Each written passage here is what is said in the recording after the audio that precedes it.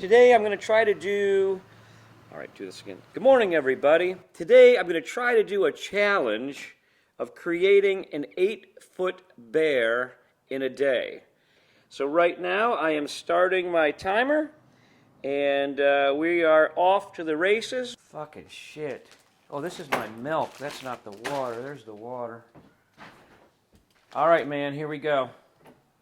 Making it happen. What a freaking mess this place is. Here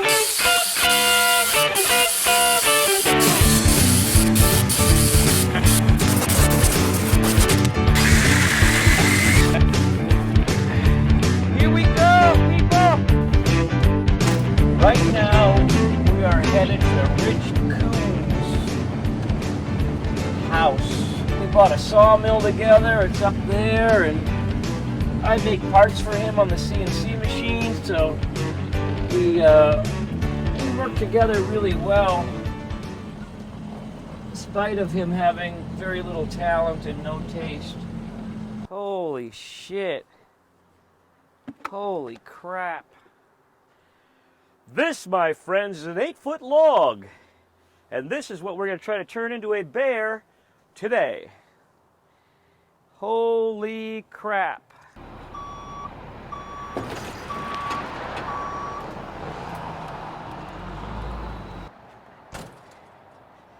That's a failed idea. The bumper is too high on the truck to get it to roll. Ugh! Ugh! Holy shit! Ugh! There you go. I'm already tired. Dear God and baby Jesus, please lift this log so that we can get to work.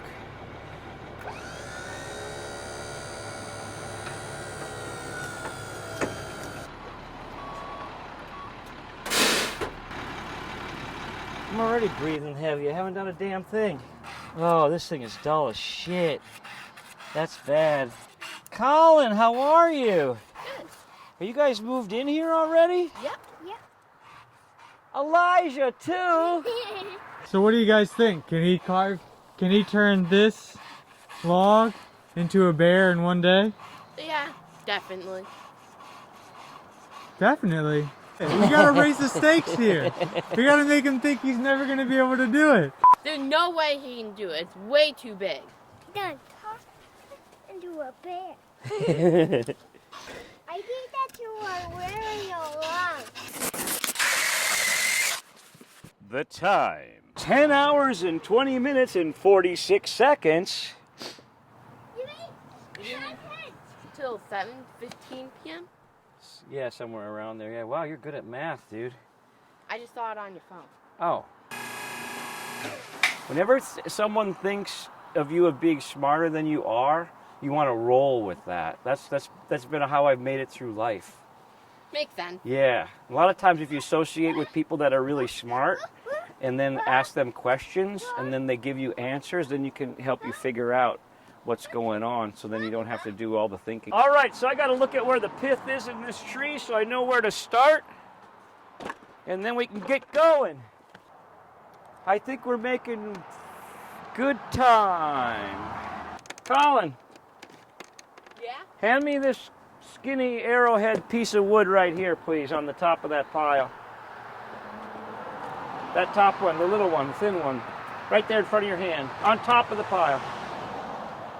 Right in front of you, that one. You almost had your, on top, you knucklehead. The little one right under your hand, right there, right in front of you. Oh, you're pissing me off. With the arrowhead on it, the one on the top. Yes, Elijah. This is driving me nuts. We're losing time here. Thank you, Elijah. The top piece. So it's really important to put the pith as far back in the tree as you can, because the bear, the wood wants to check closest to the pith. So our nose is going to be here because that's the farthest away from the pith. The round circle in the middle, Yeah. that's called the pith, P-I-T-H. Yeah. That's the center of the growing part of the tree. When it shrinks around the pith, and it's going to want to crack where there's the least amount of resistance. So by putting the pith towards the back to the beginning and then cutting that wood away and then putting a relief cut in there, we encourage it to split in the back, not through the front and through the face. And now, coming to you live from the Coons family property in Chester, Vermont, the chainsaw will be started!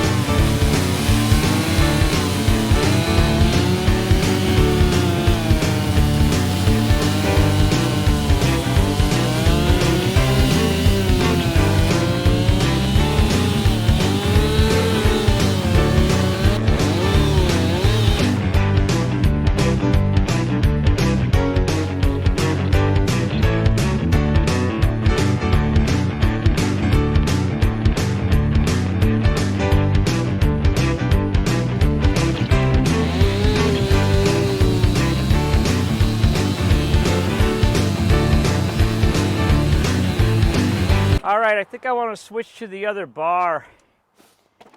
This chain is already dull, and I don't need the width anymore. So this is a really good trick now. What I've done is modified a homeowner style bar to fit on this very powerful professional size chainsaw. And what that allows me to do is cut very fast. What's that? Stay away from my snacks! I'm happy to share with you because you are a wonderful child. So this chain here is way, way, way narrower. Now, the reason that they made this chain was to have it be safer for homeowners and people that were like getting kickback with their saws and cutting themselves. So the narrower the bar, the tighter the radius. You can make a tighter curve, like working on a bandsaw. So this bar here with this chain is so wide, I can only make such an arc. And with this narrower one, I can do a narrower arc. So this was a real gift that came to us carvers through the industry that really we kind of asked for and then tried to do on our own, some of us, and then it just happened out of safety. So, and the neat thing too, like this chain is the same size, it's the same size distance between these teeth as this 3/8 chain. This is called a 3/8 extended pitch. So this will run on the same sprocket that comes on this saw. You don't have to put a different sprocket on it. So this is quite a deal. Now I don't know how many other carvers are running these little homeowner bars on these big saws, but this is one of my tricks to have greater production and increase my cash flow. Now, in order to make this work, I had to take out the chain adjuster, the chain tightener, which I do on all my saws, first thing I do. And then I had to grind this wider because this is made for a smaller pins on the saw. So you have to grind it out to get it to fit on here. Actually, it won't even fit there. What I ended up doing was realizing I needed some space between the cover and the chain here, because this was clamping down onto the chain and not letting it spin. So then I found these fender washers, and then this tightens this way. So put that back up on there. This is a little bit of a trick here to get this to go on here.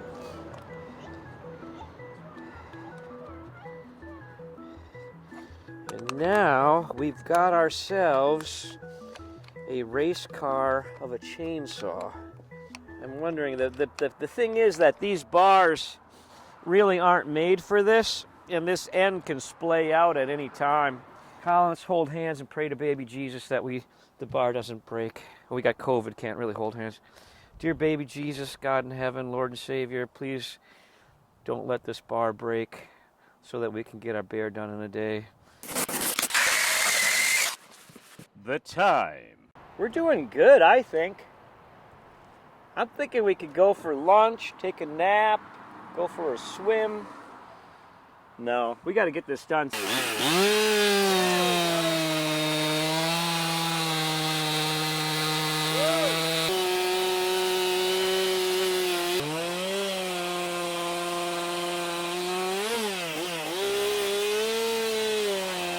Ladies and gentlemen, I'd like to introduce you to the Barre Pinske Fitness and Weight Loss Program. That's right, a lot of you are paying for gym memberships. And what are you doing? You're going there, you're lifting weights, you're moving your body, and you're getting exercise, right? Right, well, why pay to get exercise when you can chainsaw carve and make money and get exercise? Watch this. I'm able to pick up children. Can you pick me up? I'm not picking you up, you're too big.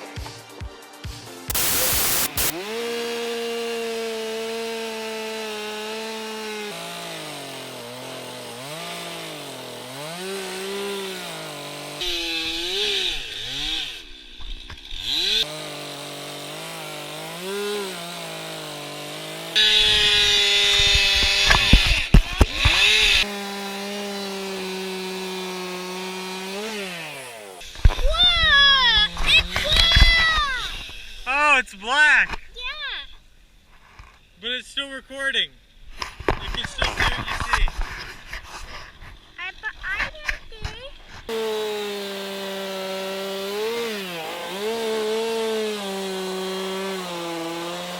see. So when I met your dad, he was single, had no money, and was living in a mud hut. Yeah, right. And he was carving with a fillet knife, wooden spoons. You're spilling a whole bunch of hot stuff. Barry, what do you have day for your dad? Oh. Barry, what do you have day for your dad? What's that? What do you have day for your dad? What do I have to say for myself? Yeah. That I feel very lucky to have the Coons family move here and buy this land and bring you and Colin here. So I got cool kids to hang out with. And this is awesome. You guys are awesome. That's what I have to say. Yeah.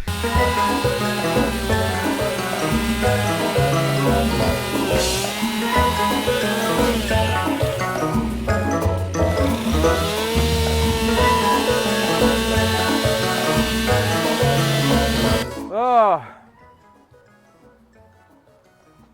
this is the part of the process that's the least amount of fun.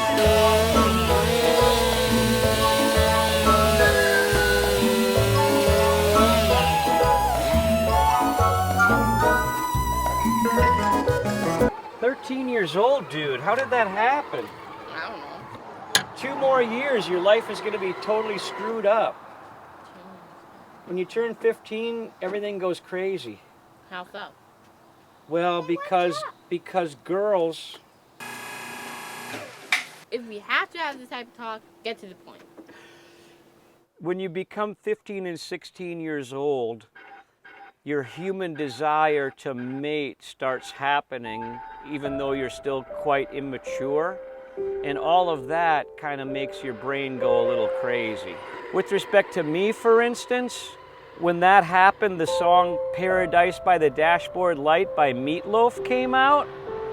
And in that song, he tries to get a girl to fall in love with him, and she won't say that she loves him until he promises to be with her till the end of time. And then when he does, the chorus of the song goes, "But now I'm praying for the end of time, it's all that I can do. Ooh, ooh, praying for the end of time so I can end my time with you." So now for me, you notice I've been single my whole life, right? I've been single, not married, no kids. This is what happens. When I go to kiss a girl, that song comes in my head because I heard it when I was 15 and a half, and I hear that song, "But now I'm praying for the end of time," and it's traumatized me. And with all the therapy and support groups and everything I've done, I just can't get past it. Yeah, but as I get older now, I can kind of see myself like cremated and put in an urn. So that means I'm getting closer to the end of time. So I could probably do a relationship now. If you can get anyone to like you. I know, that's the other problem. So you're well aware of my problems, Colin. Thank you for that. I wonder what type of woman would be willing to get involved with a man with sawdust in his bed.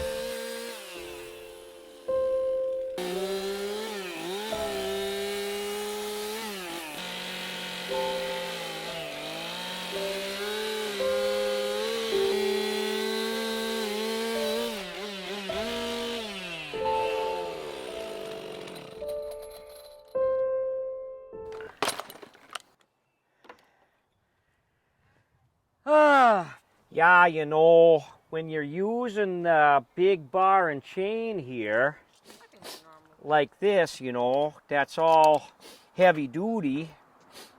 Then when you go and you know, turn it like a lever to bust out the chunks, it'll do that. But when you're using this little bar here, and you got all that chain speed on there, and then you try to torque it, the teeth get stuck in there, and then it just runs right off the end. Damn it, anyhow. The time. It's not moving. Oh, fuck. Yeah, it's still at the same time. 7:15 p.m. is when it ends, so I just bumped it right there. So maybe we should get some run one more tank of gas and then go get some lunch. Take a half an hour power nap. I think we could go fishing. Still get it done by 7.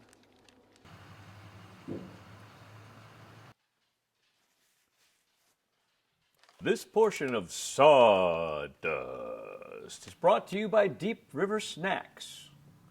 When you need a snack, choose Deep River.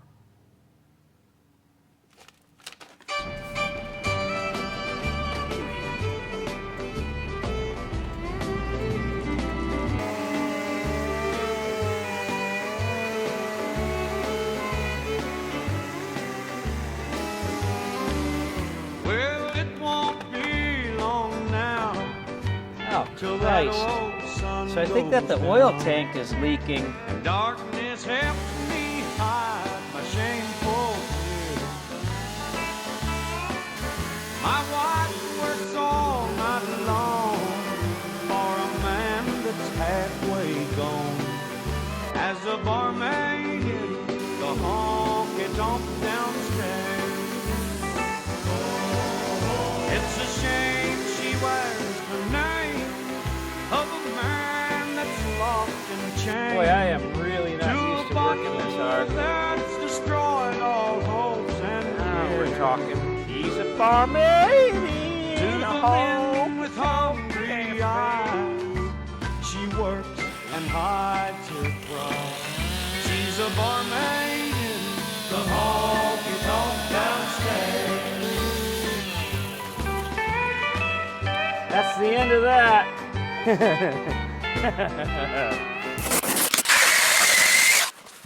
The time. I've had some delays, a fried bar, dull change, moving stuff around, a wide log. I think if I stay focused from now till I'm done, as long as I don't run out of fuel, I'll have a good chance of making it.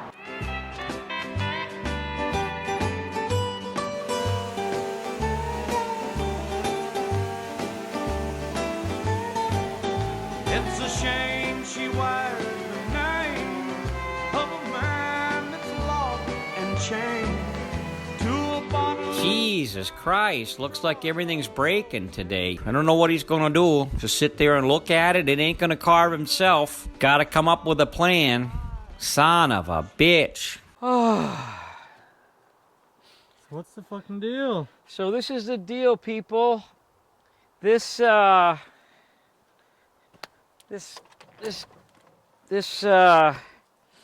4-year-old $179 chainsaw has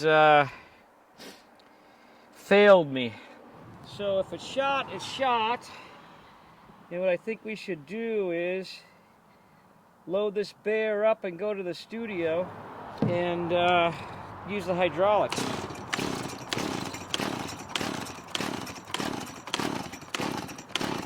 Yeah, this thing is junk. It's funny. To the men with hungry eyes, she works and hides her pride. She's a barmaid in the honky tonk downstairs. That's it. Back to carving. Wow. Now we're talking.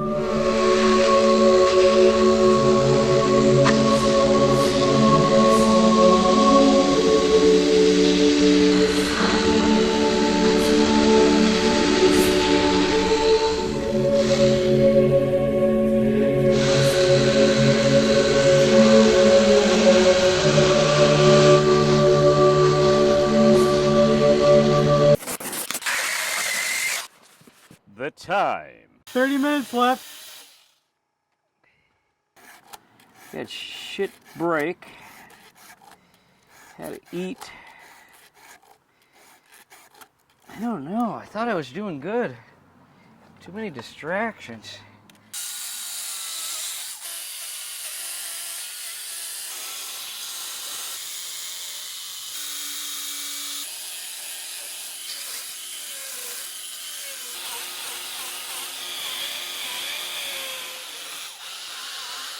Seconds left. 30 seconds. Ah. Well, 1-0. that's it. Time's up, people. So much for our first freaking project. Utter failure. Huh? You guys, it's pretty, you know, it's all right, right? Looks like a fucking bear. Looks like a lot like a bear. Look at that big-ass goddamn bear. So one of the things that I think is important when we set goals for ourselves that we don't achieve is what can we learn from that? So last night I had a planning board meeting, and I also watched the basketball tournament. So those got in the way. I didn't sharpen my tools. I didn't load my truck ahead of time. I didn't have the log stood up ahead of time. Didn't really get up that early. Didn't have a backup bar for the other saw. Didn't have a backup saw for the detail. And I didn't have a really appropriate type of scaffold.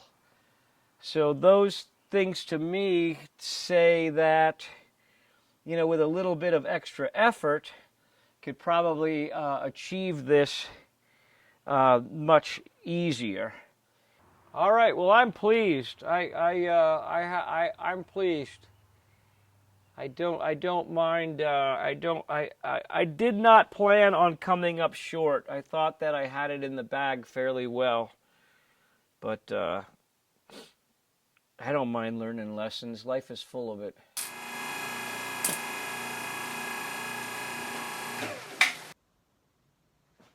What's up, guys? This is Dylan, the videographer.